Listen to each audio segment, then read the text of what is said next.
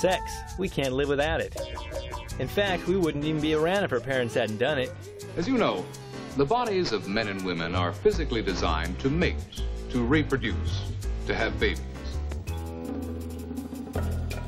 This mating is called sexual intercourse.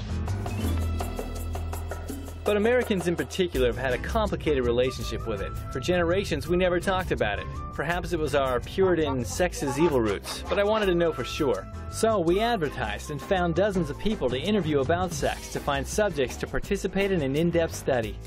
I'm Lance, I'm the director. Right, Chris. Chris, it's good to meet you, man. Thanks. Thanks for coming on down. You know, I have a lot of friends with benefits, you know, because they're awesome to have sex with, but, you know, overall, I don't want to date them. You see, we were always doing it and loving it. And I'm not just talking about procreation. But this study isn't on talking about sex or having it. No, it's about something much bigger. Watching sex. 30 years ago, the American pornographic business was grossing in the upwards of $10 million a year. Now, it's $12 billion. That's over 120,000% increase in just 3 decades. And that's just America. Worldwide, we're dealing with an industry that grosses $57 billion a year. But the largest producer of porn is the good old USA, creating 150 new titles per week. It's this superpower's 7th largest grossing industry. American porn profit is larger than the combined revenues of all pro football, baseball, and basketball franchises. Now there are more hardcore porn retail outlets just in the US than there are McDonald's and Starbucks stores combined worldwide. I'm a booty call guy. I don't get in relationships. If a girl gets too close, she's gone. What about kids? What's the average age for first-time internet porn viewers? 11. I was 11 the first time I looked at a Playboy in a men's restroom. But I digress. Finding the right subjects for the study wasn't going to be easy. When I was younger, I kind of still had a real baby face, and I was at the doctor one time with my mom, and the nurse asked me, have you started getting your periods yet? This is what is known as menstruation. 80% of all teens have viewed XXX hardcore porn several times. I'd like to know why they call it adult entertainment. And illegal child porn generates $3 billion a year. Each day there are 116,000 internet child porn searches. That's 116,000 urges a day to look at naked kids in sexual positions and situations. And what like inspired you to do a film like this? It's a blind study, I can't tell you, I'm sorry. Which just makes it kind of fun, I guess. So why is the watching sex industry outselling the combined revenues of NBC, CBS, and ABC? A recent Senate hearing was held in Washington, D.C., which discussed the science of how sex visuals affect the brain and the possibility of addiction. The experts that came to this hearing were testifying that a person's biochemistry is altered when viewing pornography, similar to drug use. It was stated that an addiction to pornography is chemically nearly identical to a heroin addiction. I don't do drugs, but only because I'm cheap. Pornographers feel differently, but they weren't invited to the hearing to talk about it. That's because Washington doesn't like them, and it seems that they don't want to hear other perspectives. Ever since pornography went mainstream in the 70s, politicians have tried to limit it, control it, or ban it because they think it does cause problems. Either way, the porn industry has stuck to its guns and explained that, as Americans, we have the freedom to say, produce, and sell whatever we like. My grandma walked on jerking off one time, and my 80-year-old grandma going, Mira, you know, and I was just like, So, there's a big fight brewing between those who think porn is causing a health crisis, those who want to protect freedom of speech, and those who think it's bad for children. So is it a problem? How do we protect the First Amendment? Our study will take a deep look at this debate. Oh, and meet ED, that's erectile dysfunction, a growing problem. It seems more people are having a hard time having a good time. Some experts claim ED's drug solution, the Viagras and Cialises of the world, are in cahoots with the porn industry that causes ED in the first place. That would mean that there are two industries, one causing the problem and another solving it, and both sharing in one large pulsating profit. Neither impotency nor sterility has any bearing on how manly you look or act. As our country has become bigger and bigger consumers of pornography over the past 30 years, simultaneously we've seen a decline in marriages, our divorce rates soaring, and more kids growing up with one parent. Many are trying to blame these symptoms on porn.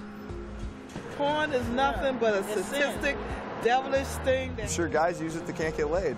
The pornographers say that's ridiculous. They concluded that there was no evidence that exposure to this material is harmful to anyone. Pornographers say these nasty labels called porn addiction or sex addiction are the latest attempts to side-skirt our freedom of speech in order to stop this big moral no-no called porn. How would that stop porn? Well, if something is addictive, then it's no longer about freedom of speech. It's about America's health. So, which is it? Does it cause problems or not? What would happen if someone viewed pornography or went to a strip club or adult store 1 hour a day for 4 weeks? Would they become addicted? Would it increase their sex drive? Would it change the way they interact with the opposite sex? How would it affect a marriage? Would it help couples with sex problems? Let's find out. Right here, right now.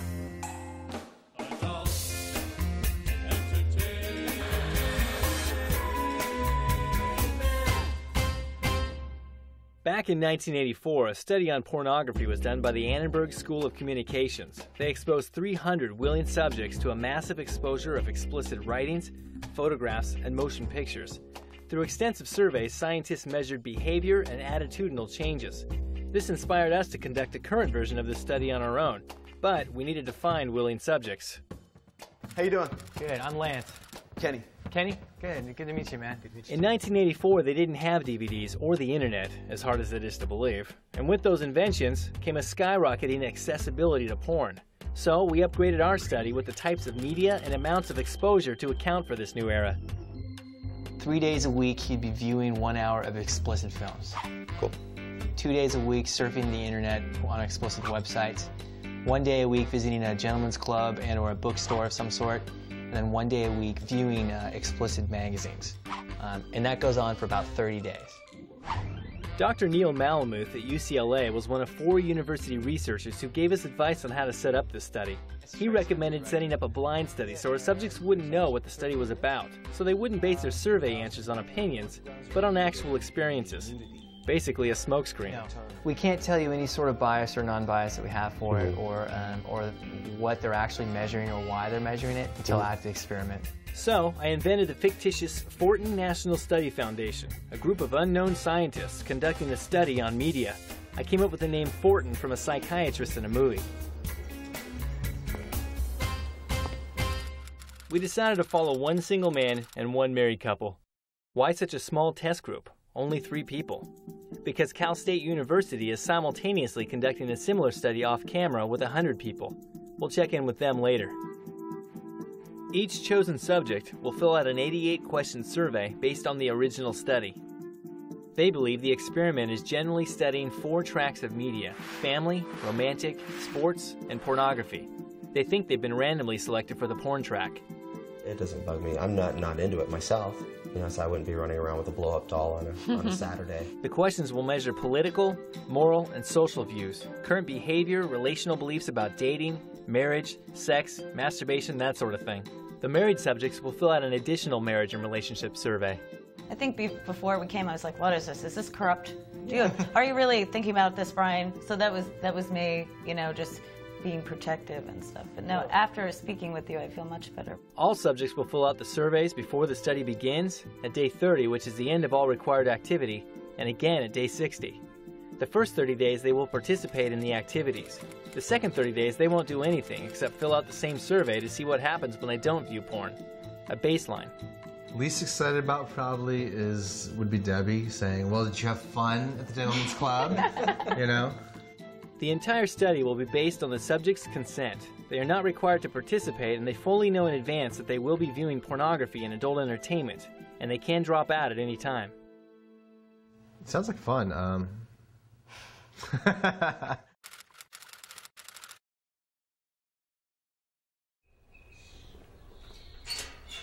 That's good security right there. I feel very safe. After 6 weeks of looking, we found a non-biased, honest, single man with the integrity to stick this thing out when it gets tough. Hey, Kenny. He's open-minded and curious as to what will happen. All right. You got all the materials for the study. And I'm going to be out of your hair. I will not be here for the next 30 days. You are on your own. And so what we got here are 15 XXX DVDs. You'll be watching 3 a week. And so that should go for the whole caboodle. There's actually a few extra just in case you run out or whatever. You have a daily evaluation form. Basically, you just fill this out. This will take you about a minute. After you watch that or go to the club or check out the internet for an hour or whatever it is that you do, just fill one of these out. Put it back in the envelope. Hold on to these for the whole experiment. Here's the thing of internet links. This will have basically different internet links to XXX sites, etc. And you'll be watching these 1 day a week. Okay. Here's the mags. You get 2 per week. You'll be looking at the magazines 1 day a week. So basically, the way it works, 3 days a week you'll be on this, on the DVDs. 1 day a week you'll be on magazines. 2 days a week you'll be on the internet. And then 1 day a week you'll be either at a strip club or at an adult bookstore. Oh. Any questions you have for me? No, she's pretty cut and dry. Okay, cool. Do you feel good, bad, or indifferent? I'm still indifferent. You know, I'm up to the challenge. Yeah. All right, man. Good luck. We'll see you in 30 days. All right, buddy? All right, thanks a lot, Lance. All right. Hey, welcome to Backstage. Come on in. This place is owned by Stuart Copeland's brother, the guy from The Police, Ian Copeland. He produced all their records. And my mentor, Mr. Ian Copeland. Hey, what's up? How you doing, boss? I think doing this experiment won't have any kind of negative effect on me. I've got a pretty strong psyche from all the Marine Corps trainings. My senior drill instructor, Staff Sergeant Jordan, was the first male role model to me that was able to look into me and see what was wrong and take out all of that and just kind of rebuild me. But he rebuilt the whole platoon into being men. We were the down and dirty bunch in the Persian Gulf War. It was a life-changing experience. My mind's pretty open. I think I've accomplished every sexual fantasy I'd planned on. I've viewed this stuff and reenacted and even made up stuff. I guess some people are just more voyeurs and, you know, exhibitionists. I'm kind of both. For the married couple, in addition to honesty and absolutely no bias, we needed a wife who was okay with her husband's participation, both the porn and frequenting the sexual businesses. These guys were a clean slate. Hello? Hey, how you guys doing again? Good to see you. They were interested in the science behind it, to see what happens. Right, this is beautiful. It's really nice. Nice neighborhood, too. Yeah. 15 erotic DVDs. You only need 12. These are XXX magazines. Here are some internet links to go to. I will see you in 30 days. I will not be here until then. Okay. Good luck, and we'll see you soon. Great, thanks. All right, man. Okay.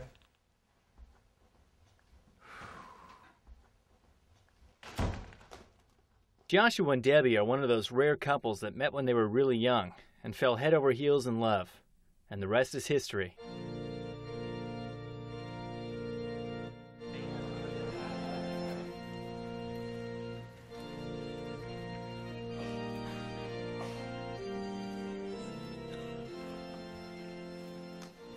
What's kept you guys married for over 10 years? I was committed to my husband for good times and bad. And at the time, when you're standing up there getting married and it feels so good and everything, it's the best day of your life, it's hard to imagine what the hard times would be like. The first few years of their marriage, they traveled together a lot. This is where their relationship really matured. The second I met them, I saw it in their dry sense of humor. 4 years in, they had their daughter. And yeah, things got more complicated, but they've always fought to get time for each other.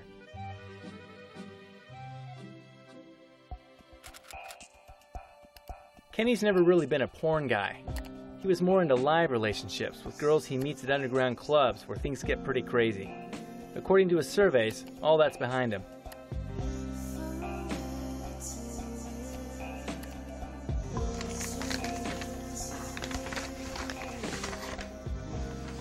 The last time Joshua really looked at porn was in college over 10 years ago.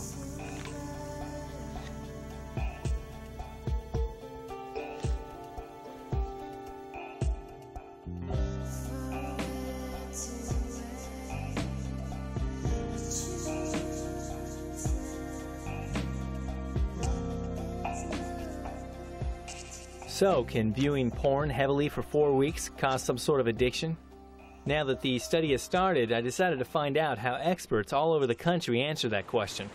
My journey started in the hood, University of Santa Barbara. So now, you have 4 degrees. Are you a professor of porn, or how does this work? No, I'm actually a psychologist. Originally, under President Johnson, a commission was formed to study the effects of pornography. A number of grants went out to universities across the country. The research came back saying perhaps pornography is not such a problem. People can become absorbed in all kinds of very compelling behaviors. There are men that I know who continually watch basketball, particularly during certain times of the year. They are glued to a television night and day. Now, if basketball consumes so much of your behavior, so much of your time, so much of your relationship with husband or wife, is it an addiction? I doubt that most Americans would be willing to say that that interest in basketball constitutes a full-fledged addiction.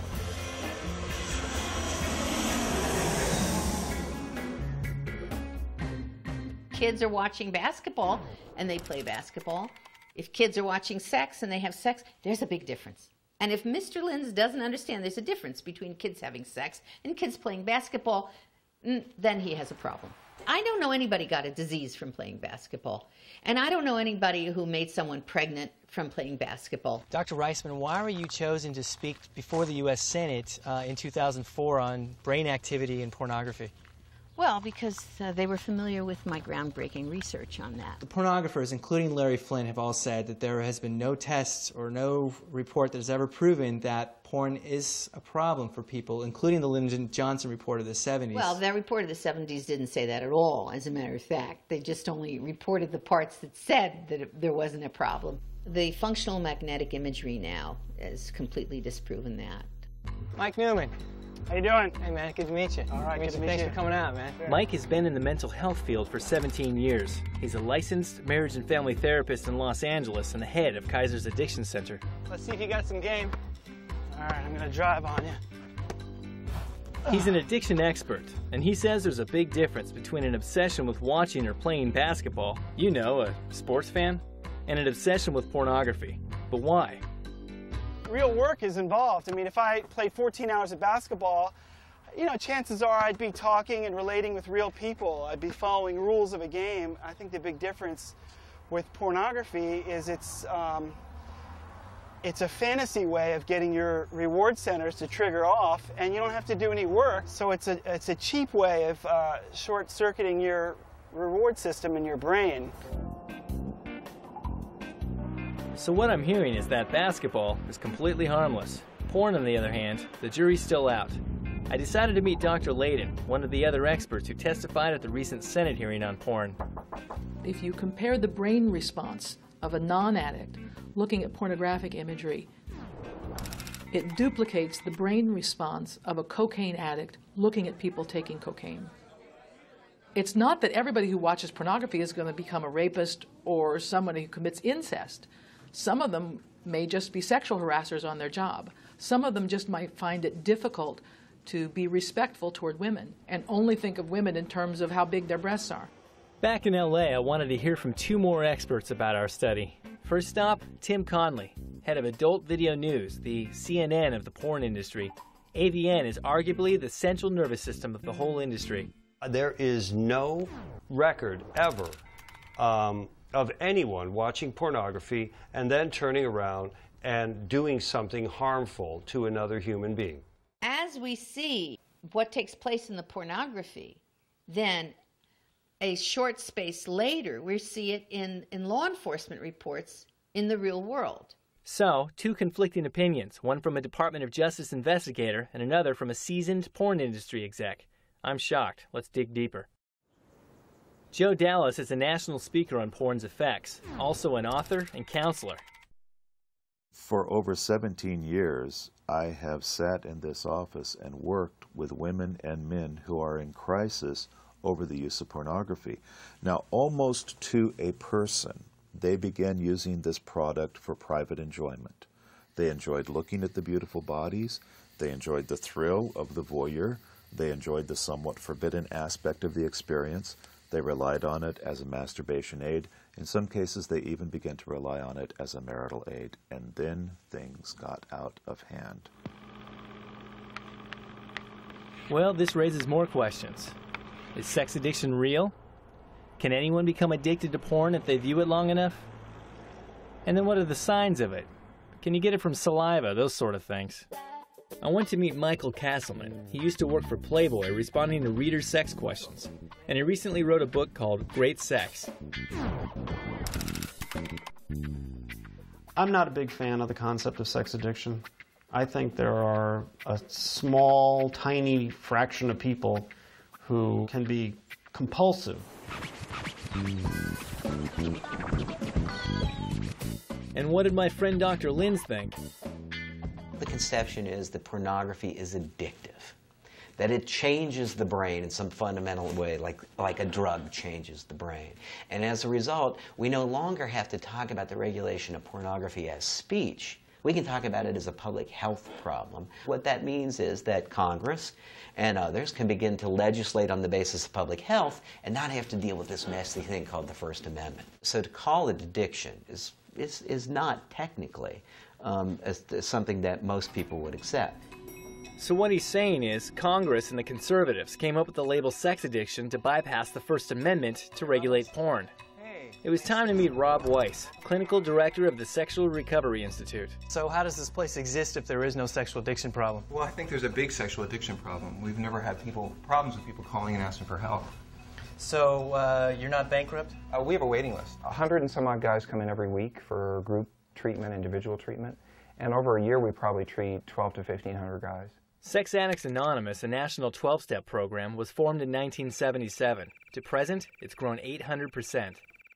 Just in the Philadelphia area, there are about 80 12-step groups for sexual addiction. But maybe Dr. Linz was right somehow. Maybe this is just some conservative agenda to rid porn forever. So I met up with Art Alexakis, lead singer of Everclear. He was under the weather, but still agreed to meet. He's a sex addict with no conservative agenda. What makes you a sex addict? Internet porn. Mostly cheating. You know, like sleeping with other women while I've been married. In my relationships, I was angry, I was judgmental, I was jealous, I was suspicious. And that all stemmed from the sexual addiction. I could have sex with my wife 5-6 times a day and still feel unsatisfied. Americans are way too quick, in my opinion, to call things addictions. They like to shop, they're shopping addicts. So what's the difference between someone who views porn once or twice a week and someone who is a sex addict? I don't know if there is any difference. The definition of any addiction has certain factors in it, and porn addiction is just the same. Anything that you do that hurts you, that moves you away from your goals, and you do it anyway, that's the hallmark of an addictive process. He begins risking his marital relationship, his family relationships, his career. You deny that it causes you problems. The repeated attempts to stop the behavior and repeated failures with each attempt. You develop tolerance where you need more and more. There's usually a graduation from one form of pornography to a more intense form of pornography. You develop withdrawal so that when you stop it, you have a negative reaction. The brain may actually come to believe that the individual also needs the pornography, so that when he doesn't have the pornography, he experiences symptoms similar to what he goes through when he's been deprived of sleep or water or food. The body goes into a panic mode. In so many cases, the man who begins using pornography develops a literal dependency on it. For someone who grows up in an environment that is particularly neglectful or destructive or harmful, paired with their own biological challenges, that person might be more likely to have addictive problems. When children are abused, it's really hard to make it seem like a negative thing. They might have shame and they know that it's wrong, but it feels good. It's stimulating. That sinks in subconsciously and subliminally deep. We're getting a lot of information on brain scans and information about the brain, and we're beginning to learn that people who engage in compulsive or addictive sexual behaviors have a very different way of their brains lighting up than someone who might not be a sex addict. The symptoms of it are very similar to the symptoms of alcoholism or chemical dependency. When I look at porn or when I masturbate, I feel like I, have endorphins racing through my body, and that I get that buzz when I come of what I used to get from drugs or alcohol, that warm glow where you feel like everything's going to be okay. 0.3 of a second, the image that you see is processed through your brain. It isn't like a drug. It is a drug. It fulfills all of the psychopharmacological requirements. When someone comes in for treatment of cocaine addiction, the first thing you do is put them into a detoxification program. You need to get the cocaine out of their system before you can treat them for the addiction. When someone comes in with a pornography addiction, the pornography is permanently implanted in their brain and can be called up in a nanosecond from now till the end of their life. One relaxing drink calls for another, until that moderate amount becomes too much.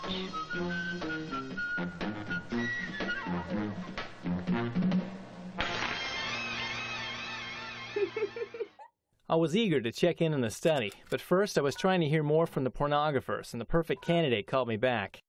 Hi, it's Ron Jeremy. I got your message. Please call me back at the number that you have. Yeah. How about the 28th? No, I can't lock it in right now. I'm coming in from Europe. Okay, so what would you like me to do? Canada. I'm traveling a lot. We'll work it out. When I come back on the 26th, we'll touch base. We'll try to figure something out, okay? All right, buddy. It's good talking. Yeah, well, nice talking to you, too. Thank you, man. Okay, man. See ya. Bye-bye. Tomorrow, the subjects will be going to their first strip club. I requested a tour with the owners to make sure things run smoothly. How are you? Good to see you, man. Good to see you Your too. place, huh? Yes. What kind of money will this place make in a year? There are clubs that making $4 million. There are clubs that only making 500,000. You clean this pool every day, right? Yes. This is nude room. The nude room. Yeah, we charge like $40. $40 here for 2.5 Yes. minutes? 15-minute room. Yes. This is they pay $100. This is half our room. This is they pay $200. We have girls that make probably $12,000 to $15,000 here. 15,000? Yeah, a lot of girls might do something extra to make money. What is this, a wheelchair ramp to the Yes, stage? if the girl wants to dance, she can come and dance in a strip club, basically. All right. Have you had a wheelchair stripper? Not yet. So, George, you're the owner of VIP? That's me. All right, so you own this entire place. That's right. You seem too clean cut. I mean, usually a strip club owner is like this big greasy guy with a big, gold medallion right here and stuff. I mean, that's not. Where's your gold medallion? Probably at home. So you said you have some family. That's right. I have a wife and 2 kids. I have strong beliefs in family. My parents instilled that in me, and I'm just trying to carry that along with generations to come. So how does your wife feel about you working here? She hates it. Is she jealous? Like she thinks you're fooling around with the girls, or just looking at the girls, or what does she think? We see naked women every day, and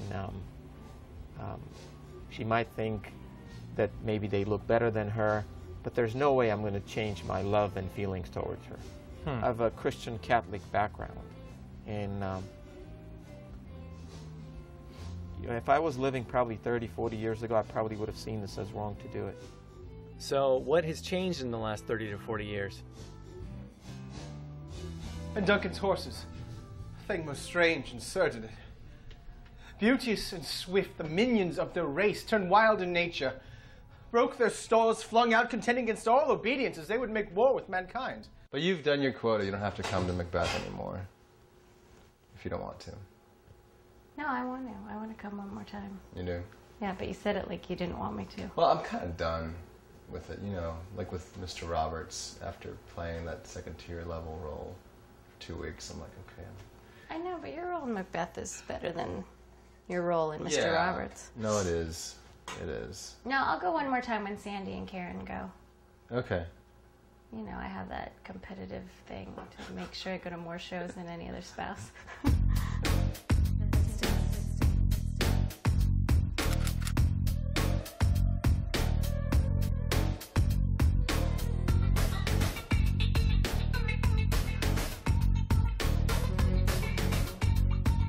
Day 5, the study is going not too bad. If this were not a study that we were participating in, and instead my husband was viewing 1 hour of pornography each day, I would clearly have an issue with it. I do sense a certain amount of discomfort.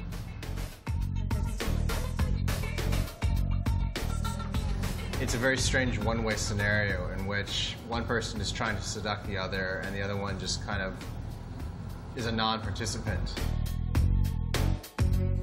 That makes me uncomfortable. He described it as not all that appealing. The reason I turned down the lap dance, I think I would have been a little too uncomfortable. You know, I probably wouldn't be enjoying what they're doing. I didn't find them attractive or sensual, and they might feel like, this guy's not attracted to me. You know, this is my job, this is what I do, and I'm pretty proud of it, but I couldn't get this guy to get interested in me. So, and he's definitely not going to give me any money. How I'm going to be affected the next 3.5 weeks, I'm not sure. I was surprised at, you know, my discomfort with the experiment and in viewing the materials. I refer to my old lifestyle as a lack of self-control because although I was focused and I knew what I wanted to do, I didn't put any parameters on myself. I'd meet chicks at whatever club, at whatever time of night, and doing God knows what from A to Z type drugs. I never surfed a lot of porn, you know, back in the day, but, you know, I have been to my share of strip clubs and stuff like that.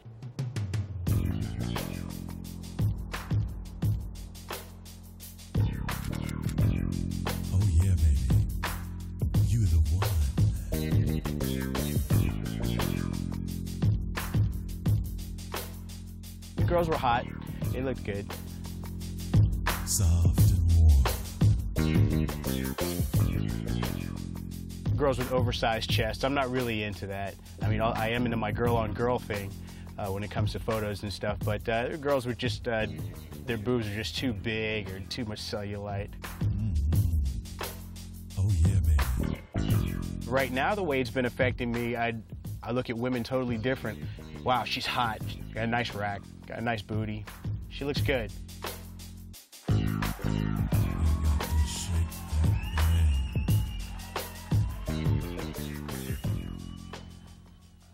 I've gone back to looking on the surface. So what is causing this? I asked Dr. Layden, who says she has the answer. As you know, she testified before the Senate recently. She stated that pornography is degrading to women. She feels it's trickling down into society in staggering numbers. 50% of women will be sexually harassed on their jobs at some point in their lifetime. 1 out of 3 women will be sexually abused before the age of 18. 1 in 8 will be raped in their lifetime. As far as sexual violence is concerned, we're experiencing a sexual holocaust. Anytime someone uses a strong word like Holocaust, I like to get a second opinion. So I caught up with a new friend. He's not only the biggest male porn star, but he just got back from lecturing about porn at Oxford.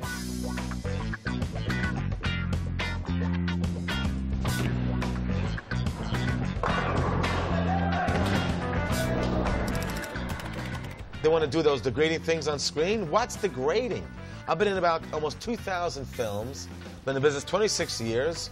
All I've done was different sexual positions, give head, receive head, try different fantasies, call it a day. That's degrading? Dr. Layden is an idiot. I have no idea why Ron Jeremy called me an idiot, though I will say this in my own experience. Untreated sex addicts call me an idiot all the time. Part of it may be that it's hard to be respectful to women and to their attitudes and to professionals and their attitudes if those attitudes are threatening something that you're addicted to. So what makes today's porn so addictive? I stopped by the AIM clinic. That's Adult Industry Medical Healthcare Foundation, a porn industry financed clinic designed to prevent sexually transmitted diseases among porn actors. Sharon Mitchell runs AIM. She started acting in the porn business in the 70s. After performing in over 2,000 porn films with a 16-year heroin addiction, she got out in the late 90s. Not only did she get sober, she went back to school and became a doctor. This is not the pornography business that I entered in 1975. In 1975, I would say it would behoove a 14 or 16-year-old teenager to pick it up and look at one of those movies I did. They might learn something about intimacy and tenderness and interaction between two people. Now, we are seeing acts of intimacy performed over and over and over again without any type of intimacy or pretending to have intimacy whatsoever. We are seeing how many dicks we can fit in one asshole. A lot of women have fantasies of being, having many guys surround them or attack them or be a little more coercive. And a lot of girls have that fantasy. Some have fantasy of doing it to a guy. of sticking a dildo up a guy's ass. There's a couple of guys who do that too. They won't put their strap on and misuse a guy. Smack his ass till it's beat red. Choke him, pull his hair. I've seen girls do it to guys too. It's getting more and more and more violent. It's about slapping women, calling them whores, hitting them and hurting them. Not all of it. But before it was just a little bit of it was like that. Now it's most of it's like that. And I know because I sew up the ripped assholes and we see the torn, the vaginal tears and the sores on the penises and the guys coming in saying, I feel awful because the director made me slap some chick in the face. You guys don't see that. I see it. Violence in pornography is, in my opinion, quite rare.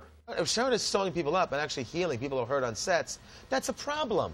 Why aren't you telling the filmmaker that they could close us down for that? You want to make bruises? Fake it. I'm not happy that people want to see that, but fake it. Okay, now we've got 25 guys coming on a girl, and now we've got this girl dragged around a trailer park, and 5 black guys have a gang rape scene with her, and that wouldn't be done if the viewer didn't demand it. If you made a movie like that and it tanked, you would never see another one again. How much can you have of just boy-girl sex, the kinds I've done? My stuff's boring by comparison. Give a little head, receive a little head, fuck, come, roll over and sleep till Christmas. You find that only about 15% of what's in mainstream porn is one man with one woman having sexual intercourse. Most of it is something else. Sex with violence, sex in groups, sex with animals, sex with strangers. I guess to Miss Layden, I guess a person having an orgasm is an act of degradation. I like a girl's gook all over my face. I have no problem with that. Can you top this? How many people can we fit in her butt? They want to stretch the limit and go into different kinds of fantasies. Like old girls, young men, sugar mommies. Old guys, young girls, sugar daddies. Black on white, black on black. Asian black, anal, DP, double penetration. 2 dicks, 3 dicks, 4 dicks, gangbangs. I mean, they want to just stretch the imagination and the orifices to whatever might exist. But it goes both ways. I've seen just many films where a guy gets spanked and smacked around and girls get smacked around, And it is a little violent sometimes, but it's all part of a fantasy. Somebody called up and said, Dr. Mitchell, can you tell me how many chopsticks I can fit in somebody's asshole? Now, where in the fuck would I have learned that in my education? How many chopsticks can I shove in somebody's asshole? What the fuck does that have to do with intimacy? When are we going to stop? When we drive a train up somebody's ass?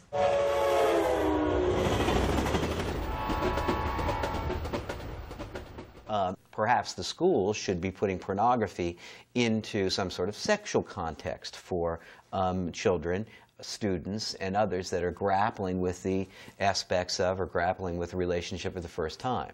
The period between sexual maturity and marriage is difficult and confusing for young people in our complex society. On one hand, you have become physically ready to have children. On the other hand, you're not yet ready to make your way on your own as a family man in the adult world. Kids that maybe haven't had sex yet, but they can go on all these sites and see all this graphic stuff, and I've thought to myself, I wonder what kind of generation is going to be, how will they be affected by this? What are you looking for? No, I'm not looking for anything. I'm looking for people's opinions. I found porn when I was 8. You're going to find porn, and it's part of being a human being. You have to develop your sexuality. I was raised Catholic. Your ability to reproduce began somewhere between the ages of 13 to 16. We call this point puberty. Ex-prostitute turned author Ann Bissell recently wrote a book called Memoirs of a Sex Industry Survivor. I caught up with her to get her 2 cents on this whole children viewing sex thing. She calls it a silent epidemic. The sex industry and everything to do with it has become as American as apple pie. Little girls wearing porn star t-shirts. We're teaching kids to be sexy virtually from the time they can breathe. The way we dress them, the way we advertise to them, the type of music we bombard them with, the images we hit them with, they ought to be darned sexy, and that helps define their worth. And we even make porn stars our goddesses. There's even Jenna Jameson dolls. A lot of porn stars or strippers are very popular because of the fact they look like children. He want to be a porno star. You want to be a porn star? Why is that? Because that's probably the only way you get some. I meet a lot of young people at my shows. I ain't no hoe. I'm a bitch. I've had like teenage girls say that to me. And I'm just like, wow. Well, where are the role models in your life that would keep you from feeling that that's okay? It was difficult to find strip clubs for the study. Either they wanted a small fortune or they didn't want cameras making their customers nervous. But I found this one in Pasadena.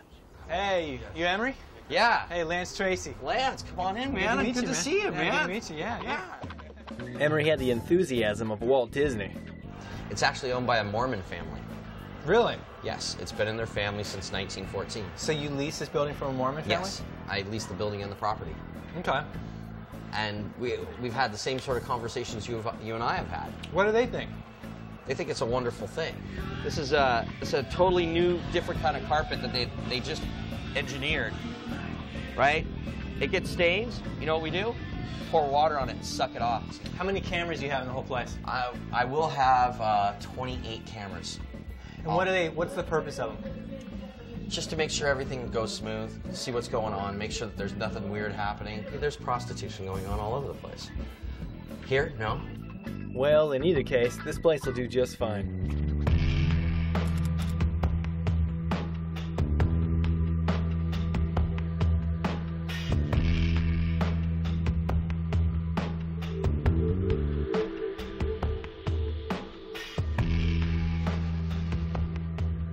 Deborah, take this ring as a sign of my love. As a sign of my love. And my fidelity. And my fidelity. In the name of the Father. In the name of the Father. And of the Son. And of the Son. And of the Holy Spirit. And of the Holy Spirit. My week's been going all right. You know, been able to keep up with the assignment, the, I don't know how you would phrase them, exercises, and, is that funny? Funny, haha? At the club last night, man, the girls were practically trying to jump in everybody's lap.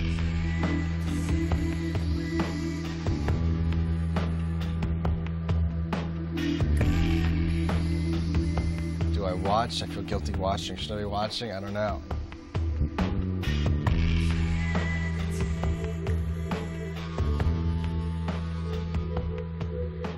I prefer to stop the whole thing.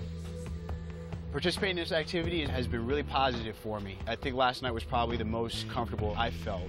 It's even helping me refocus and just want to be that much more disciplined, not to settle. It's made me take an account of who I was growing up, how I used to treat women, how I treat women now, and how I'm going to treat women in the days to come. Oh, I don't like it. I didn't know you...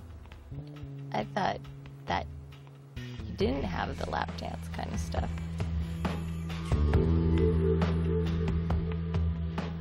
But apparently he did. So yeah, it just makes my stomach churn and I don't like hearing it, but... I mean... Fake boobs.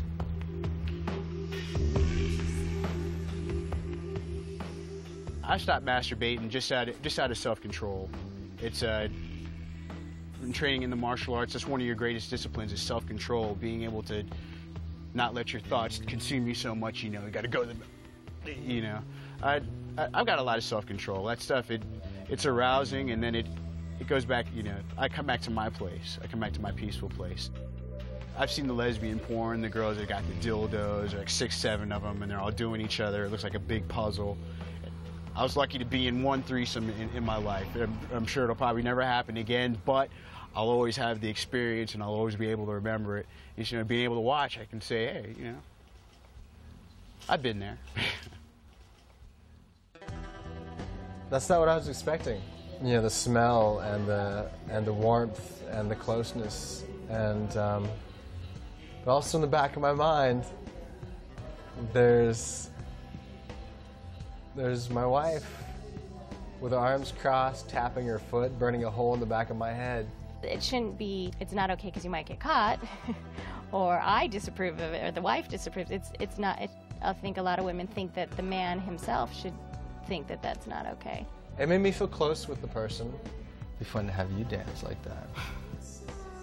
No, I know how to dance like that. It's more just getting over inhibitions, even though it's my husband and I'm totally comfortable with you. You know, there's no strings attached to someone, well, except for the cash, but someone's willing to give you attention, immediate, very intimate attention. If I went out with friends to a male strip club, it wouldn't be to go seek that kind of either, you know, companionship or sexual turn on. It's more just going out with the girls, having a good time. And but why, you know, why then would it be all right going to see male strippers?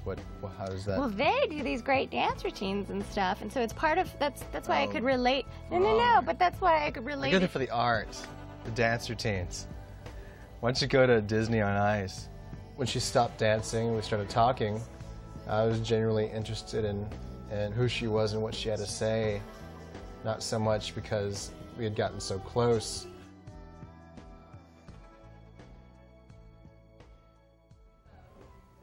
I forgot what the question was.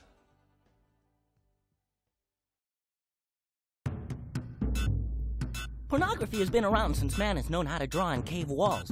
Way back when cavemen admired crazy, kinky cave girls. Ugh, ugh. During the American Civil War, Abe Lincoln banned materials of a vulgar and indecent character because Union soldiers were being distracted. Aww. But down south, they didn't feel that way. And that's how the Yanks won the war. Then came World War II, America's finest hour. Women became tank builders. Yeah. And men were fighting for honor across the sea. Back home, the religious folk was keeping people from having sex by creating all sorts of strange wives' tales. Mama say I can get pregnant.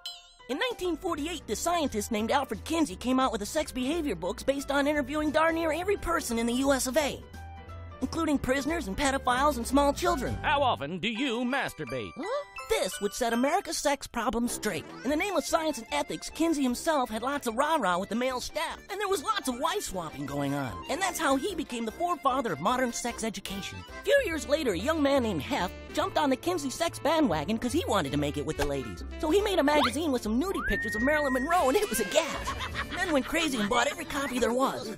And then in the 70s, the young folks started a very serious movement. Hey. All in the name of free love. Meanwhile, the mob went legit by making movies. It was the birth of the porno biz. But President Nixon shut down the theaters. But the mob had a guaranteed theatrical release. And the consumer couldn't get enough. So live sex shows and bookstores and prostitution sprang up everywhere, including the privacy of your own home with the new help of video. Then came the internet, and pornos were seen everywhere, anytime, by anyone, including kids. So in 1996, the Communication Decency Act was signed into law to protect our youngsters. But the porno producers can thank our forefathers for the First Amendment. And today, the battle between good, evil, and the First Amendment continues wirelessly to everyone, anywhere, anytime. According to Dr. Reisman, the porn business, aka the sex industrial complex, consists of three major components. Big sexology, groups like the Kinsey Institute, Sinclair Institute, or the Institute for Human Sexuality in San Francisco. Large organizations that research human sexuality, teach it, and sell adult sexuality enhancement products. All the various groups that depend on pornography and have supported pornography in the courtroom for a livelihood. Big porno, the porn industry itself. And now, big pharmacology. Sex enhancement. The producers of Viagra and Cialis, pills designed to help sexual dysfunctions, mostly caused by porn in the first place, according to Reisman. And they have come together now, and they are now one. And that is powerful. Good morning, Kinsey Institute. How may I help you? Yes, I just called. So I contacted the Kinsey Institute at the University of Indiana for an interview. After several calls, I got in touch with the media director, and she turned me down. I also contacted the Sinclair Institute. No success. Sure enough, the Sinclair Institute website sells plenty of what they call sexual health products for adults, but with a deeper search, I found a few sex ed vids, but mostly XXX porn or dildos. The stuff you might find at adult shops, but not legitimate institutes. Why do they call it the adult entertainment industry? Because the laws won't allow them to sell it legally to anyone under 18, or they would. It's about money, and it's about peddling flesh. I mean, the first year that they tracked video sales, it was 81 or 82, the most bought, sold, and rented movie was a movie called Insatiable, which was an X-rated film.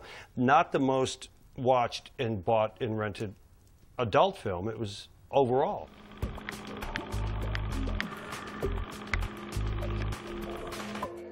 This is good-tasting spam, but unsolicited pornographic spam accounts for 20% of all daily emails. That's 1 in 5 emails sent worldwide. When they do things such as mousetrapping and page jacking, where they do things that try to snare children into porn sites that children are not trying to go to, it reveals the kind of people who work in that industry. You're going to have cell-to-cell mobile downloads, so you're going to have mobile solutions for content viewing. Mobile solutions for content viewing? The porn industry's solution to sell and spam us with XXX porn now also includes the video playing iPod. How do you like them apples? A growing accessibility to porn requires more product, and more product requires more employees. Okay, so you think you want to be in porn. It's really important for your present mental health and your future mental health to know why you want to do this. How long have you been working in the porn industry? Nearly 4.5 years. And is that your stage name? Yes. Can you give me your real name? No. I actually started off in Las Vegas. I went to the AVN show and met everybody and just decided to start doing movies. What's your name? Parody. Parody. What's your real name? Ari. Ari? Okay, now why do you have a stage name? This industry is just not, it's kind of looked down upon, you know. Nobody on the outside level could ever respect them. All the girls I talk to seem to accept the stigma that comes with their job. I asked Dr. Layden why.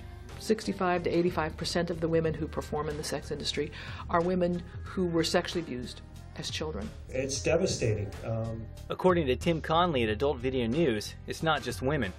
I got sold a bill of goods as far as I was concerned. You know, I'd already come through a year in the seminary, and I had been approached sexually by a couple of Divine Word brothers, one in the sacristy and one in a boat in the middle of a lake. And these were the people I looked to replace my father figures, and they came on to me sexually. They work in the sex industry because it feels like home. So it was easy though, the first time. Because I'm a pervert. I am also the founder of Sexual Abuse Survivors in Recovery Anonymous, and we deal with the after effects of sexual abuse. Sex industry survival, sexual abuse survival, same thing. You change in a bad way. You just change.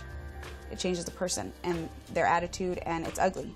They often become substance abusers, drinking alcohol, becoming alcoholics, cocaine addicts. So I asked the strippers if this was true.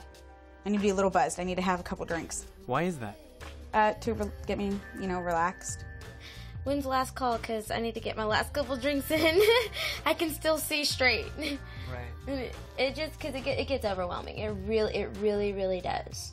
Heroin didn't cause me to do porn, and porn didn't cause me to do heroin, but it sure facilitated. A lot of these girls who get involved in it are already addicted to drugs, and they're preyed upon in nightclubs, just as I know a certain person did who looked for girls who were alone and, if not addicted to drugs, abusing them on a certain level to where the person could addict them to drugs. Yeah. And then hold the drugs back from them to get them to do certain things. If you have to do a drug or a line or a drink or smoke a joint or whatever before a scene, then maybe you should think about not doing this for a living. So why are so many sex workers doing drugs? I mean, what's going on in their lives? I asked our ex-prostitute friend.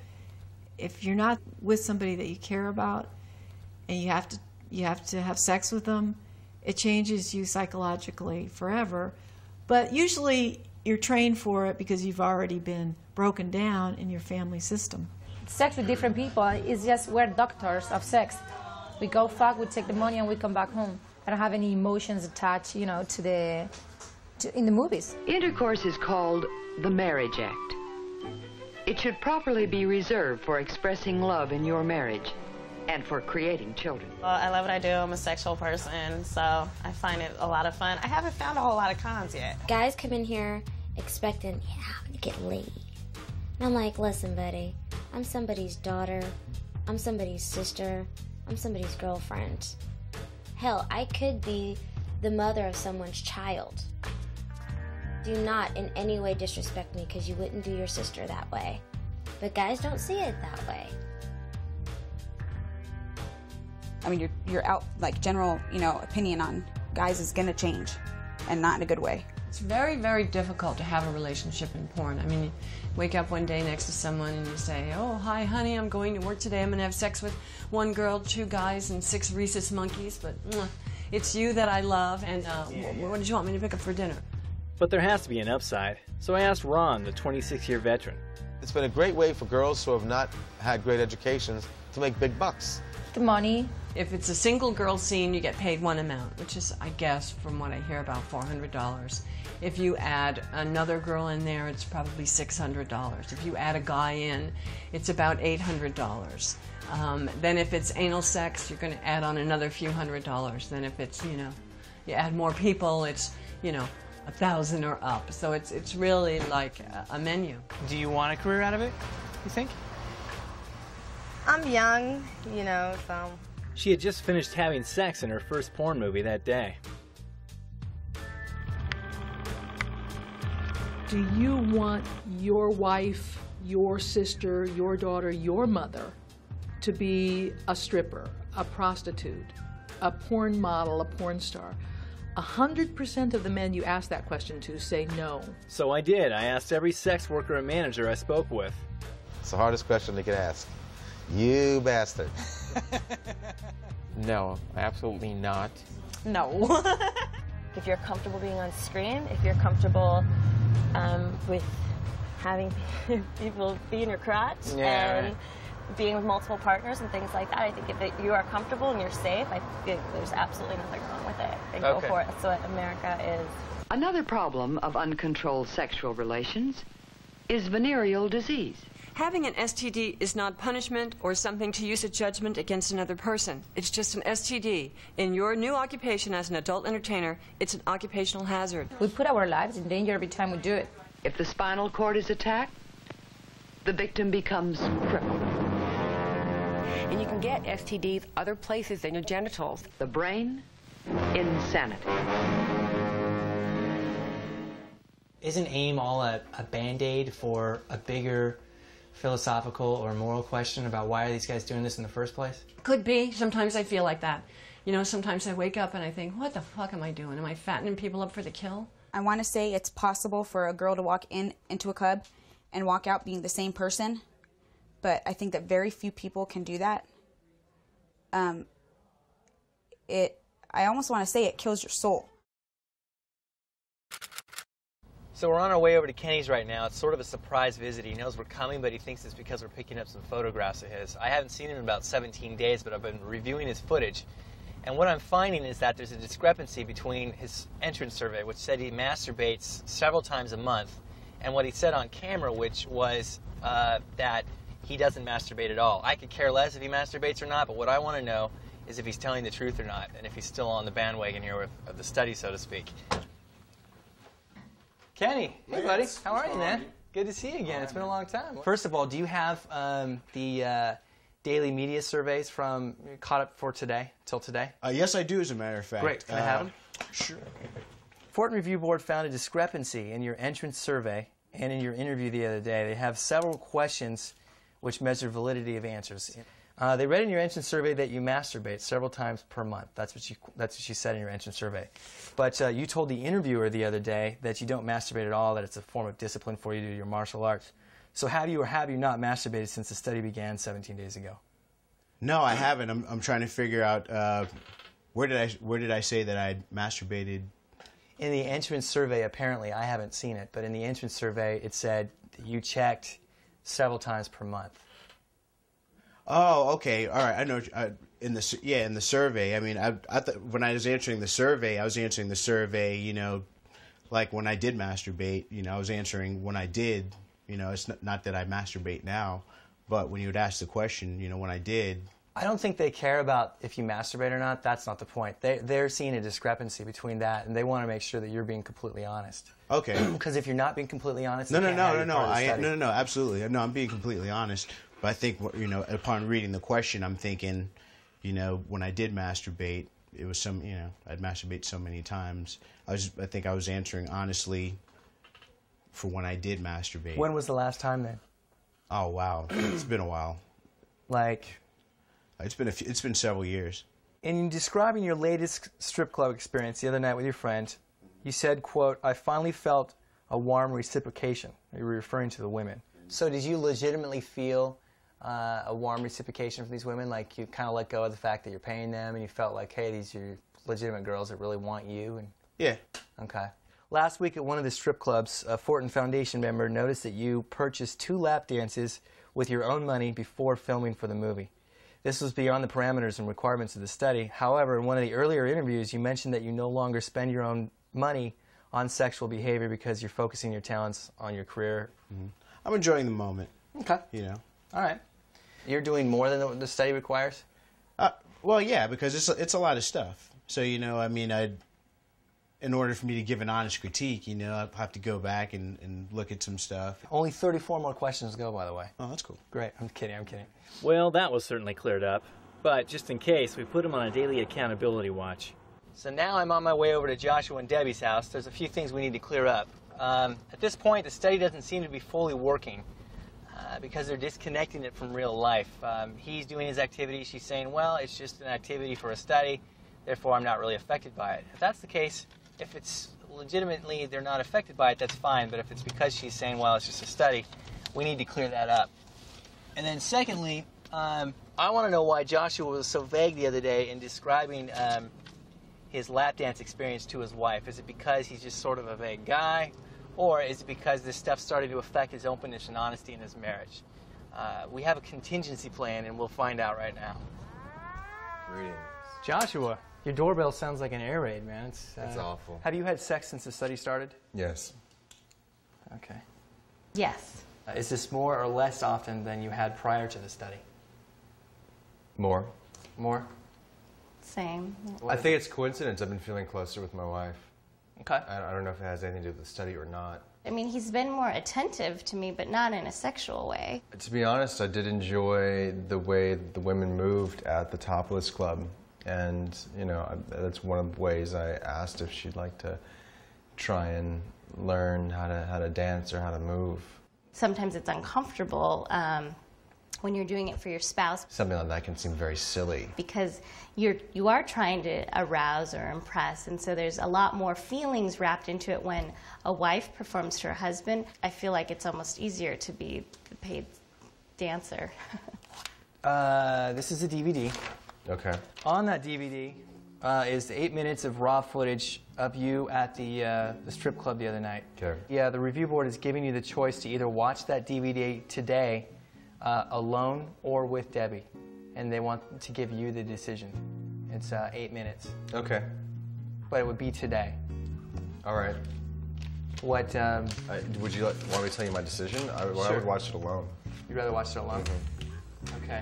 I'm concerned about her feelings. That's the one thing. On the second thing, yeah, they're also the consequences would probably be having a long talk about this of me explaining my position, and I don't want to do that right now. Josh, thanks, man. You're welcome. All right, so let's go watch the DVD. Okay.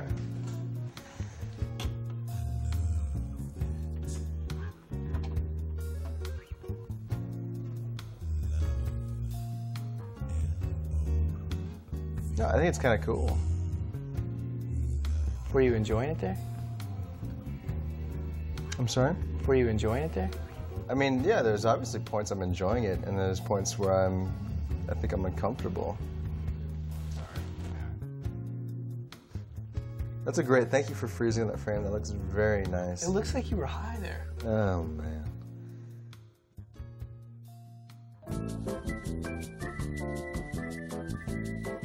I purposely left the DVD with him to examine how the study is affecting his honesty with Debbie. I'd like to know if he decides to show it to her, throw it away, or watch it again later, alone. I'll follow up. I'm on my way to the ASECT conference, America's biggest association for sex educators and sexologists. Among a few things, these guys are responsible for teaching America's kids about sex, and Dr. Reisman claims they're connected to the porn industry. This, of course, seems ridiculous, but I got a meeting with the president, Dr. Barrett, to talk about something I noticed in his conference program. So, I was looking over the sponsor list of ASECT for this conference. Adam and Eve is a sponsor. I was wondering about Adam and Eve because they are a pretty widespread pornographic distributor. That depends on how you're using the word pornographic. Well, if you go By and large, Adam and Eve produce a range of material, some of which is clearly more for entertainment, and some of which is clearly more directed towards education. But there's nothing wrong with entertainment. What's the difference between Adam and Eve and the general porn market, the pornographic industry? I'm not an expert. So we looked at Adam and Eve's entertaining yet educative website. Out of exactly 2,000 sex products, there were 5 sex ed videos and 1,995 XXX porn products. So why exactly are American sex educators in bed with the porn industry? What's in it for them? Meanwhile, Debbie and Joshua are beginning to get some heat. For an hour each day, Joshua has to, watch or view or look at magazines or go to a gentleman's club. Is the other thing. So Joshua, I could see that him doing it, but for Debbie to agree to it, I just couldn't believe it. From sort of like an academic research point of view, I thought it would be kind of interesting. Yeah, but it's porn. There's some shows with people having anal sex, and it was obviously the woman was in physical discomfort, but faking that she enjoyed it. It's just not fun to watch. Some of them were so blunt as to have a woman just casually masturbating in her house, and then an opportunistic voyeur just peeking in and basically raping her, but she was so into it and so into the sex that she allowed it. Another one had people urinating on each other. That was thoroughly disgusting. I have no interest in seeing people enjoy one another's liquid excrement. It's not attractive. Just taken away from my natural desire to want to have real meaningful sex with a woman. It's kind of killed that. It's killing that passion to want to have that, because I don't know, just the images and the ideas that go along with them they're getting pretty heavy. And they're starting to weigh on the positive person that I am and who I am now.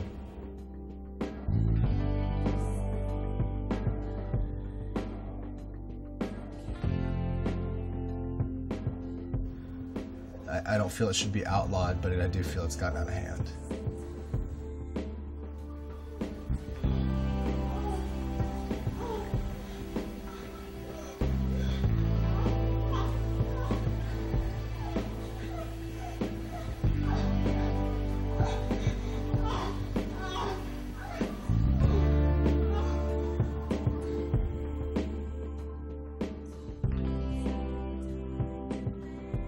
Living a life of integrity is certainly very important to me. That was modeled very well by my parents. And, striving to achieve success monetarily or materially was never a very high value in our home. Since the study began, I'd say my desire for a meaningful relationship with women has become stronger. I want someone that's spiritually serious like I am, that's really focused, that don't have to be a Bible-thumping, holy roller, but, I'd like that spiritual reservation, for that wants to do good and love and be open. As Ludacris said, a lady in the street but a freak in the bed. Our physical relationship, I would rate it maybe 6.5 or 7. I don't know, about a 4. If Josh had visuals of other women and the images he's been seeing while we were making love, that would be completely unacceptable and very upsetting to me. Honestly, the answer is no. I haven't. I've thought about a bunch of women several times, during sex. I know I wouldn't like my wife to be thinking of somebody else, some other situation, while she was with me. I'm supposed to be the one he's thinking about and arousing him. Yeah, she knows that I masturbate. That sounds good. It has cucumber or something? Yeah, I don't keep a ticker of how frequently I take care of myself. If your partner's not around, just take care of it and move on. Otherwise, you'd be thinking about sex all day. I can confidently say I think we feel more connected. It's just best to take care of it. Take care of yourself. My emotional intimacy with Josh, I'd probably rate as a 9. An 8, 7.5. Got some new magazines. They were nice. I actually spent more time reading those. They were more interesting. They were more, you know, men's magazines. You gotta worry about hiding them and, you know, if they get found, all the issues that come with that. If Josh hadn't told me what he was doing this week, I'd be upset about it. I would feel like he was hiding something from me. My emotional response I found through the study was more averse to this, I'm finding, than I thought it would be. I don't want this to hurt them at the end. But is it hurting them? How about viewing porn while having sex? Many say it helps the sex life. I asked around. I think it's fun to watch pornography with a partner. A lot of married couples see porn, they get turned on, and they leave and finish off in their own bedroom. It hurt our intimacy because I think it made us both suspicious of each other, like, wow, do you wish I had bigger tits? Do you wish my cock was bigger? You feel like it would ruin or hurt your intimacy if you were making love with someone and they were watching pornography? Oh my God, yeah. But I heard from several sex therapist members of ASECT that when they treat couples with sexual dysfunctions, they recommend pornography to do the job. So I asked the president if he thought this was a good thing. Non-violent erotic materials do next to no harm. There's little evidence that they do any discernible harm. Have there been long-term studies that have shown what happens to these couples and their sex lives? There have been some. It depends what you call long-term. For long-term studies, I've been a sex therapist for 25 years. I've been a licensed marriage and family therapist for 25 years. I've done 27,000 sessions with men, women, and couples. Dr. Marty Klein, a prominent member of ASECT, knew of no long-term effect studies on using porn to help couples. Yet he still does it. He recommended I contact the Sinclair Institute. I did, and I never got a reply. What would we think of the FDA if they approved a treatment with no long-term studies? I'll tell you right now, the more you watch of it, the less you want to have sex. Now, if a couple is having a sexual problem, why introduce other people via television or internet or magazine into the relationship? Is not the problem between the couple? Those are the two that need to be working it out. Like the two of us and our chemistry should be hot enough. They need to work on sexual technique together. They probably need to try some new things. They may need to work on some of the emotional factors that have led them to drift apart. Maybe they need to get themselves into better shape. Maybe they need to plan their sex life a little better, for goodness sakes. Will they get the results as quickly as they would if they just popped some pornography into the DVD player? No. The porn, I'm sure, will get them going immediately, but I don't think it will get them going as effectively or as permanently as some creative planning would. Watching pornography together, I think it would be more like mutually masturbating each other. Intimacy means masklessness. It's not about a body part. It's not about an artificial breast. It's not about a buttocks. It's about the whole person interacting in a sexual pleasuring way with their partner.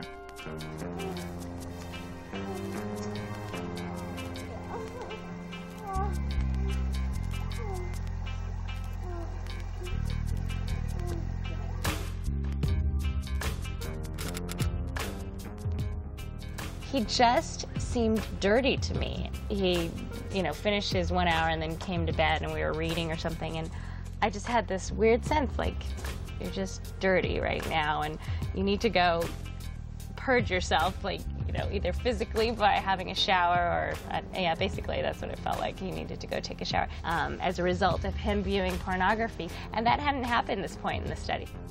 It was time to scout our next outing for the study, and the perfect SOB agreed to meet.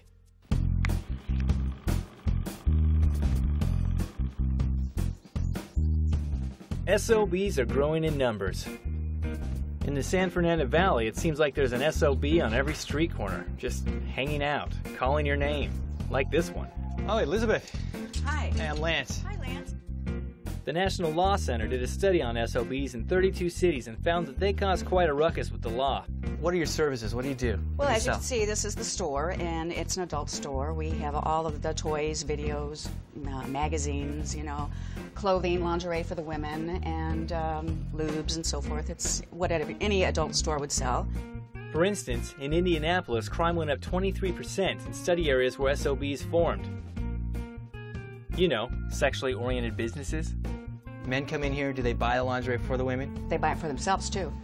Gay men like these things, so. What do they do with them? What do you think? No, I'm serious. What do they do with this thing? It usually goes up their ass. That big? Mm-hmm. This is a horse. So discounted videos, these are used, or? No, they're not used. They're brand new. All right. That's good, because, I mean, that stuff used would be, I don't know, my thoughts would, In Phoenix, sex offenses went up 506% in neighborhoods where SOBs came to town.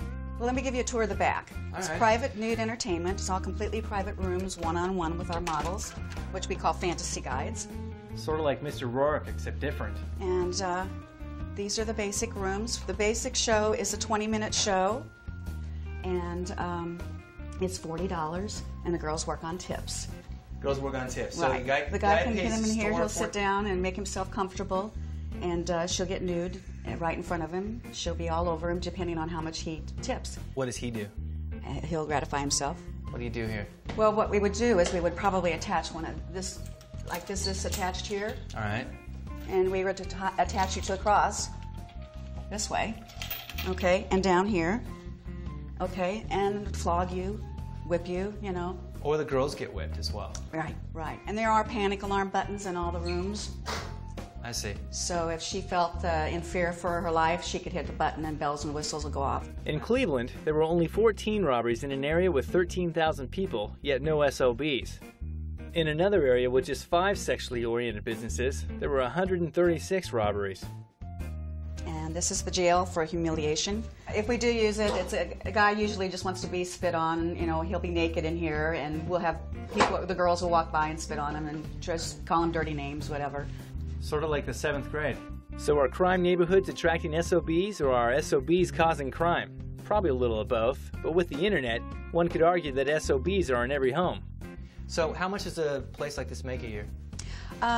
Close to, well, anywhere between $500,000 and $1 million a year. Wow. Yeah. Elizabeth agreed to hosting our study's next outing for $1,000.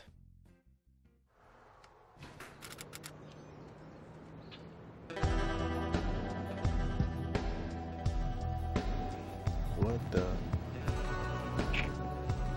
Hi, Kenny. Hello. Hey, this came for you. Oh, thank you. The study is determining how far Kenny will go just 23 days in. If he signs a consent form, he'll meet a dominatrix in the sadomasochism dungeon. He can opt out.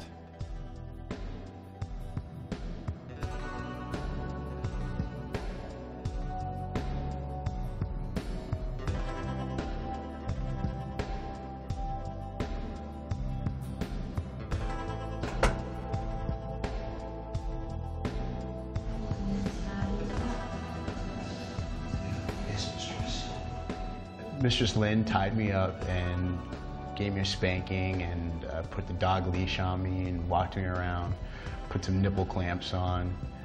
Got a good spanking out of it.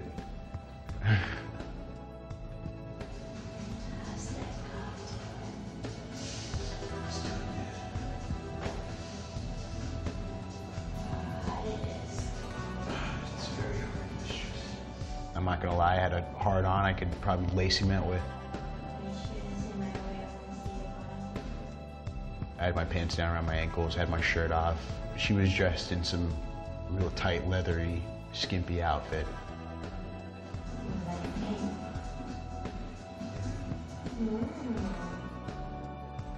I totally see someone getting into this.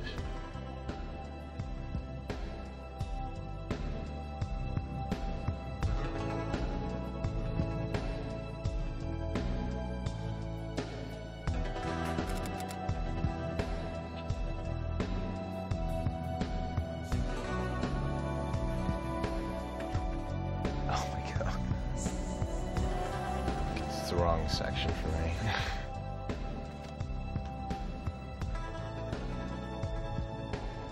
Excuse me. Are you Joshua? I am. Yeah, this was delivered for you. Oh. Okay. Thank you. Mm-hmm. Joshua was given the same consent form, only with an Arabian Nights fantasy room one-on-one with a nude escort. He too can opt out.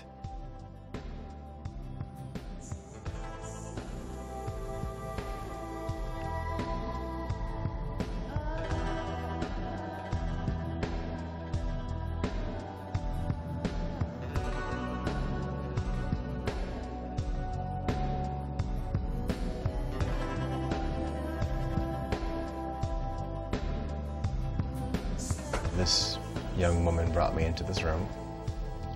She took my hand and she called herself a guide. Trust is of a #1 level of importance in my marriage.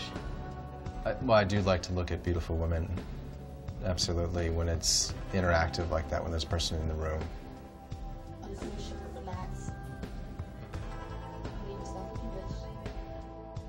She grinded in my lap.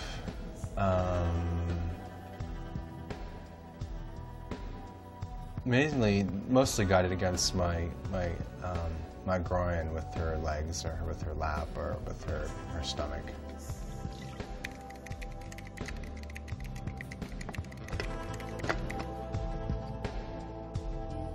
Sexual fulfillment, 2. 3. During this study, we've had the opportunity to have sex once.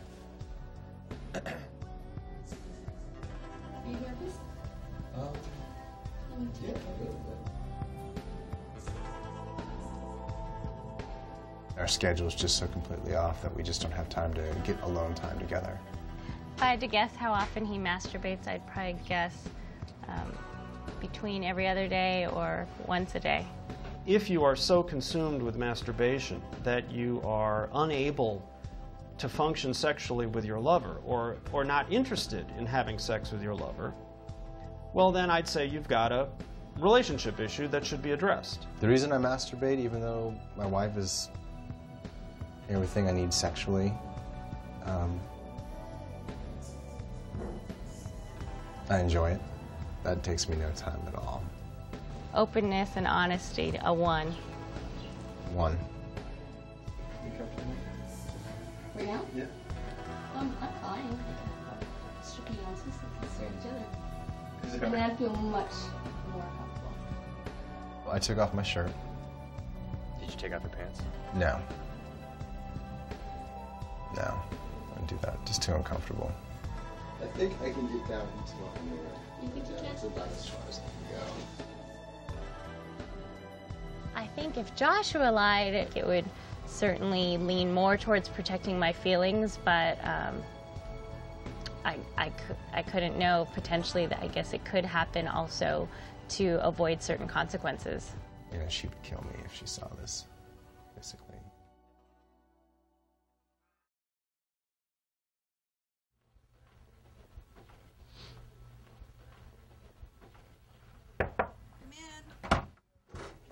Hey, long time no see. Hey, good to see you again. Yeah, good to see you. How's it going? Oh, these are the Yeah, envelopes? here you go. I had them ready for you. Oh, cool. Thanks very much. So how did it go?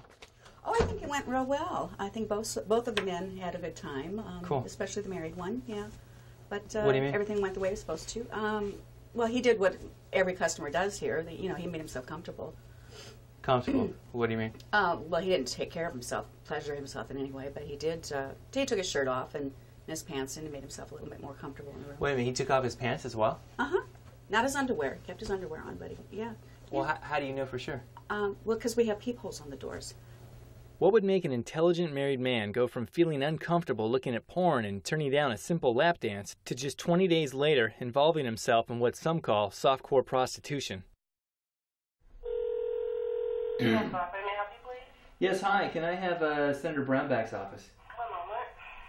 I'm looking for someone who can help me regarding a media interview with Mr. Brownback. I've been trying for weeks to hear where our government stands on porn. I've been calling the FBI, the Department of Justice, Clinton's office, the Attorney General, and Senator Brownback, the guy who held the U.S. Senate hearing on porn in 2004. No luck today either. Thanks so much, Linda. I will talk to you soon. Bye-bye. As you know, Kenny, today is day 30 of the study. Okay. And you are no longer required to look at pornography or go to the clubs. And so this is for you. Oh, cool. Looking at this material over the last 30 days has just fed more of what I really want in a relationship. You know, that honesty, that sincerity, you know, the heart, and you know, and the courage that that takes two people to stay with each other. And this is just fed those lonely corners of my mind where sex was just something for fun. By answering these questions, it helped us to revisit some of these issues that may have slipped under the radar that are important in our relationships.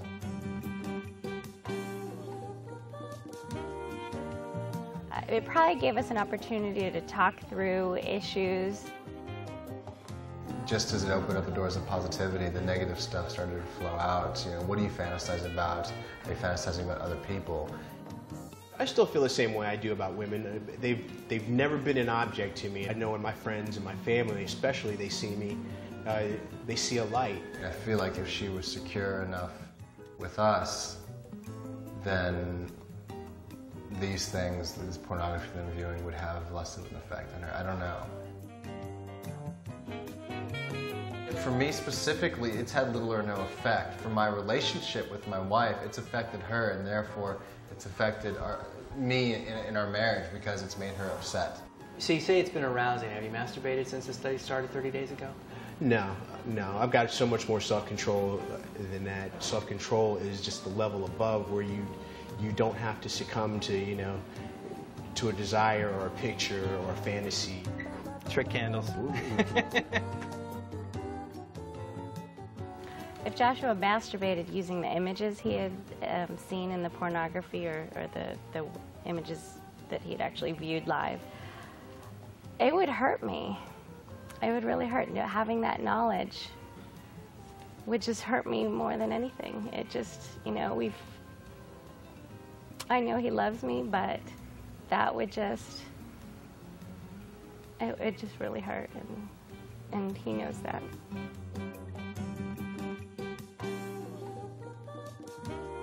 I seriously don't know what's going to come out of the study. If I start masturbating, it's easy for me to meet women here. And I've only been here for a year. I'll start masturbating, I'll start sleeping with women again, and I will start down a dark path again. I know me. So I figure it's just one more thing for me not to do. Whether people believe me or not, that's on you. But I think when you see me and you look into my eyes, you see my soul. I have to be honest, I did masturbate.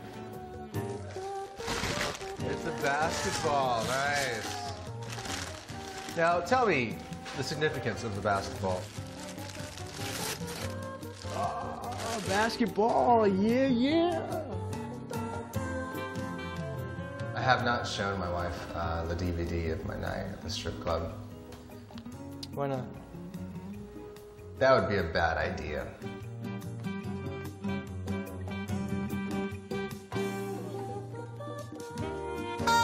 Thank you. I have watched it once, again.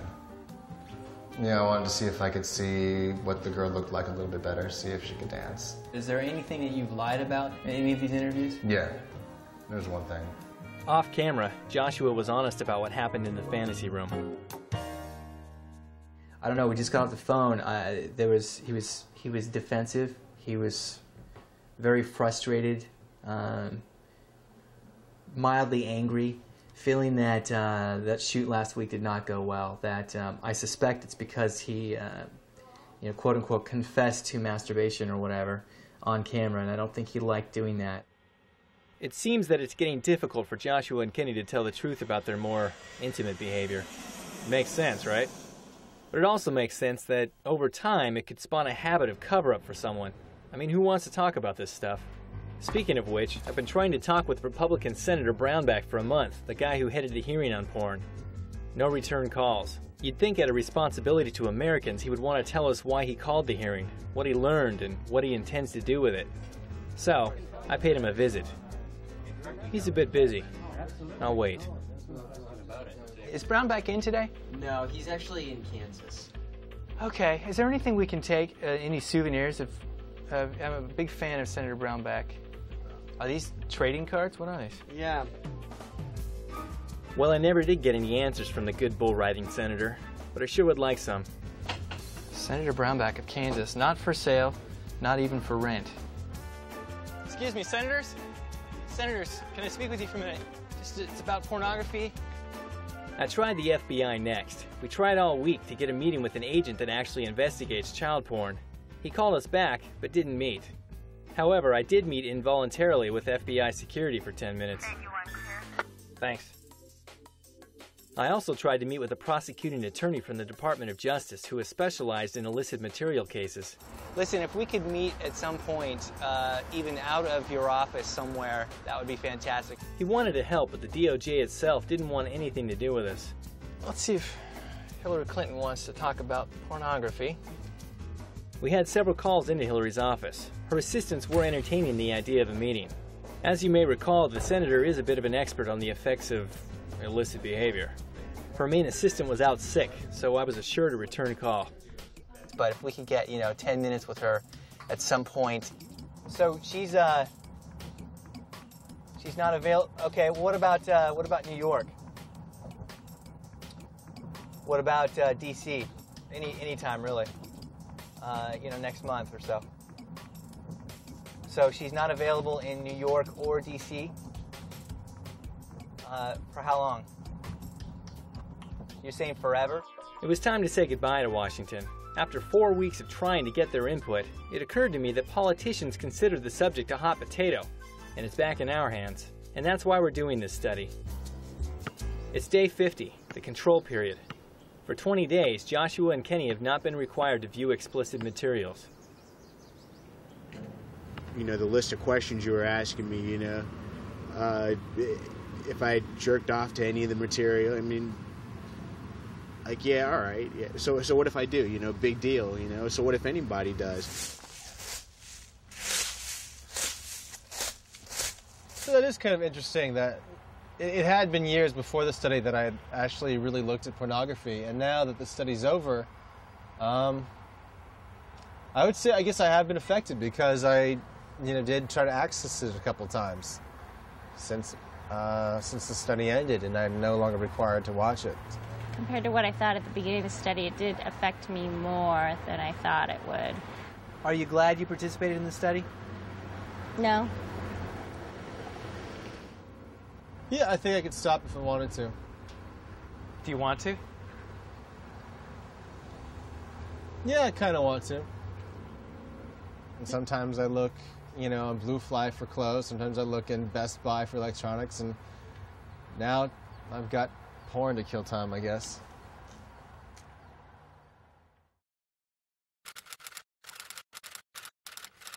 Kenny. David's a therapist and has helped me throughout the entire study. A colleague of Lance Tracy's. Here is your final survey. Kenny, Joshua, and Debbie filled out one last survey and had one last interview. And here are the results of their belief changes during the 30-day porn viewing period and then after.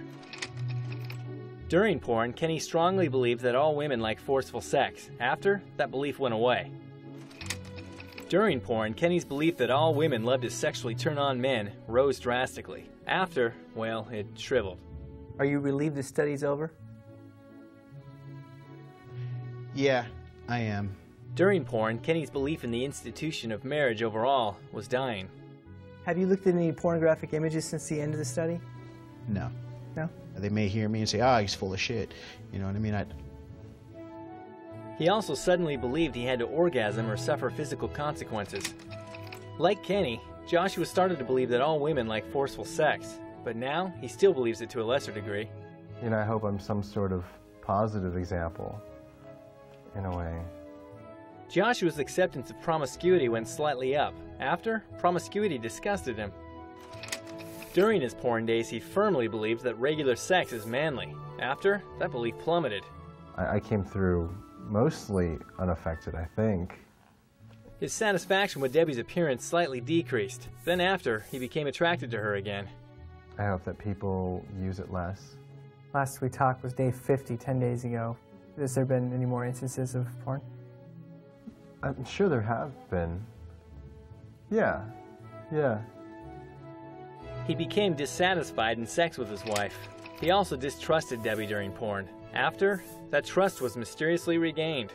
Let me ask you this. In the last interview we talked about, you said that after day 50, you were going to stop and that was it. You weren't going to do it again. That's right, I did. Huh. Here's how Debbie stacked up.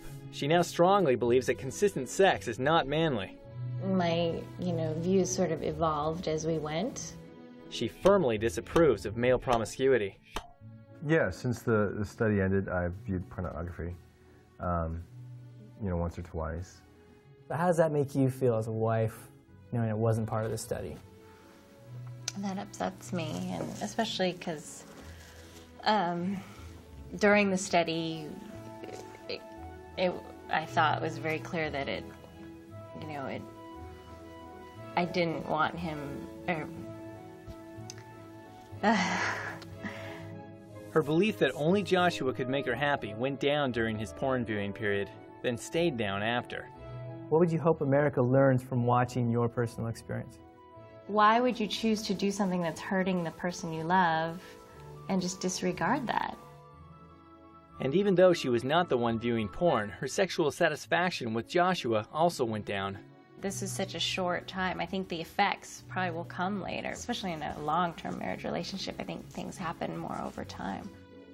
After the study, Debbie, Joshua, and Kenny were offered 6 months of counseling. In addition, Debbie and Joshua were offered an extensive marriage course. As you know, Cal State University was doing a study similar to ours with 100 college students. One group viewed XXX porn for 30 days, and one group didn't view anything. Here's what they came up with. For those who viewed XXX, they now accept extramarital affairs 19% more than those who didn't view XXX. They have a higher acceptance of male promiscuity. They firmly believe men should be large and in charge of their women. Their acceptance of divorce went up, and they're 15% less satisfied with their personal lives. Remember that 1984 porn study we simulated? They used 160 people, and here's what they came up with. The group that viewed porn supported women's rights 46% less. Their suggestion for rapist jail time was half that of non-porn viewers. And lastly, they started to believe that group sex, sadomasochism, and bestiality were suddenly normal. Porn has come a long way. The Playboys and Penthouses are small fish in a new corporate world. I was surprised to find some seemingly unrelated companies on the pornographer list.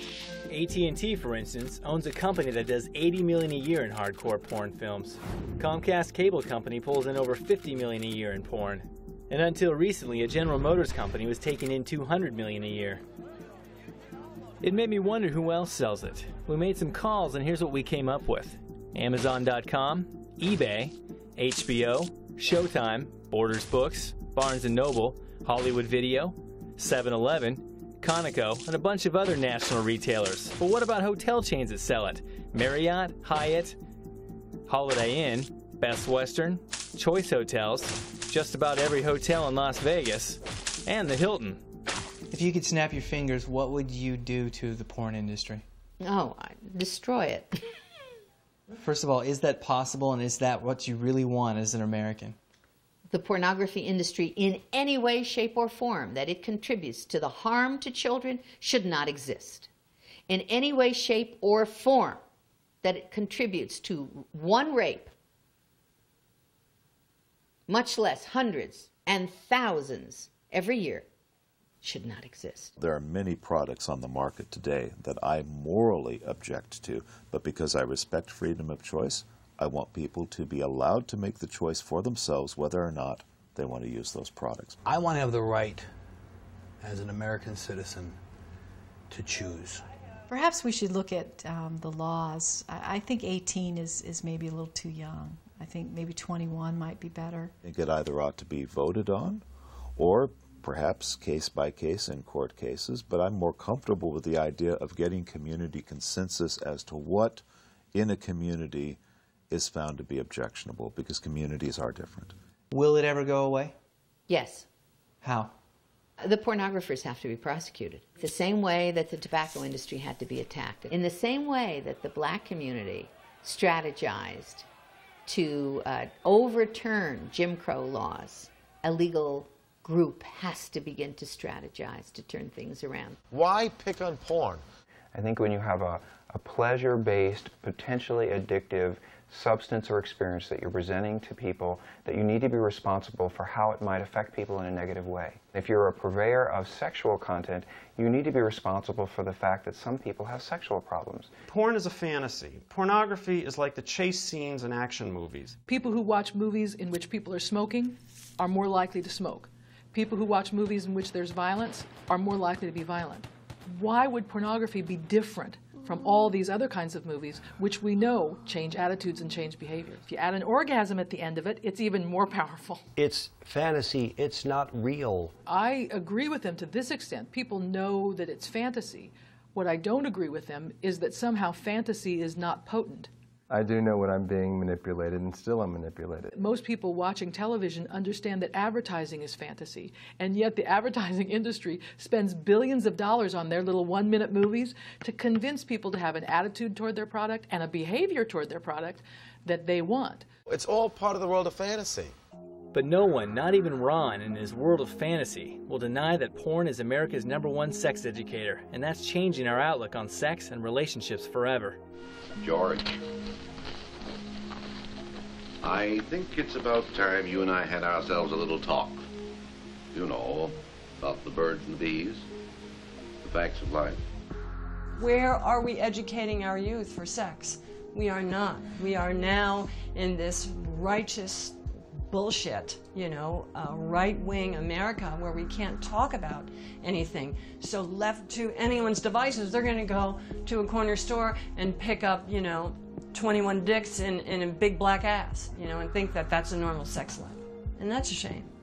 So what do you say to the people that say, well, children are going to have sex anyway. Let's teach them properly, and let's give them condoms and teach them how to have it safely, as opposed to promoting abstinence? I think we're sexualizing them, and then we're telling them to have sex, and then we're telling them that the people that say don't have sex are sex negative. I do believe we can teach kids the value of abstinence, and just because a high percentage of them may still not abstain doesn't mean that we should do away with that standard. That, to my thinking, is as illogical as doing away with SAT standards just because so many kids may not be living up to them. The way sex should be addressed in public schools is not to teach the kids, but for school systems to have evening classes for parents, to equip parents to better talk about sex with their children. The Kaiser Family Foundation did a survey on sex education in schools, and they talked to kids, and kids said they wanted to talk to their parents about it and felt like they couldn't. I learned on this journey that no one agrees about porn, and they do so with passion. I also learned that there is an undeniably adverse effect that porn is having on a large portion of its consumers. So what should be done about it? Do we ignore it all in the name of harmless fantasy, as the industry suggests? No, we can't. But what about freedom of speech, freedom of choice?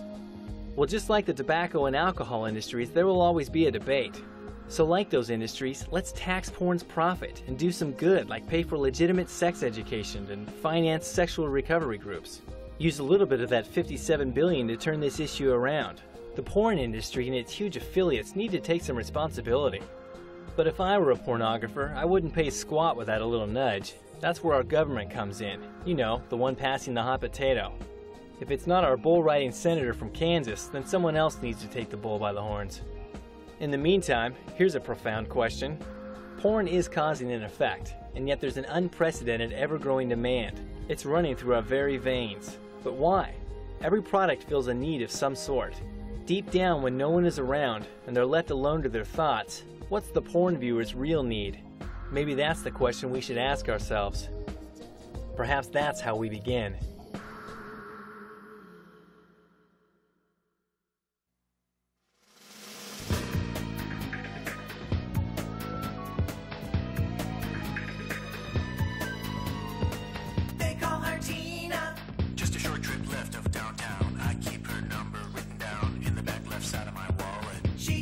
Wednesdays and gives out little bonuses when I show up and bring her a smile, just thought I'd stay a while. I can take you higher than you let yourself go, or let yourself be shown. Quench hot desires till you had your fill. Keep coming back, and you will. They call her Gina. She puts her ad on Craigslist. She promises to give bliss for 200 roses. She makes some movies. She doesn't make them anymore. The internet is easier to make her money. It started with a kiss, never thought it'd lead to this. I can take you higher than you let yourself go, or let yourself be shown. Quench hot desires till you had your fill. Keep coming back, you will. I can take you lower than you let yourself go, or let yourself be shown. Your heart grows colder, it will take some more to fill your store.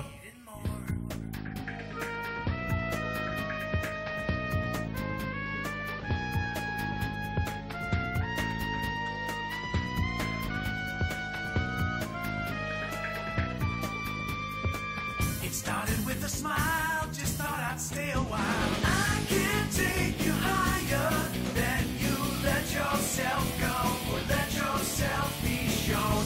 Quench hot desires till you had your fill. Keep coming back, you will. I can take you lower than you let yourself go, or let yourself be shown.